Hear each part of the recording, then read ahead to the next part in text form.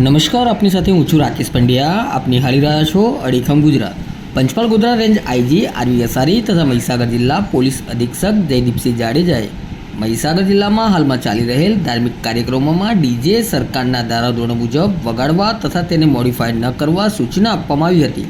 જે અંગે સંતરામપુર વિભાગ મદદનીશ પોલીસ અધિક્ષક વિવેક બેડાના માર્ગદર્શન હેઠળ સંતરામપુર પોલીસ ઇન્સ્પેક્ટર કે ડિંડોર સંતરામપુર ટાઉન વિસ્તારમાં પેટ્રોલિંગમાં હતા. તે દરમિયાન એક ડીજે સિસ્ટમ મોડિફાઈ કરેલ હોય અને તેના ઉપર માણસો બેસાડેલો હોય, જેથી ડીજે સિસ્ટમ જમા લઈ કાયદેસરની કાર્યવાહી કરવામાં આવી છે.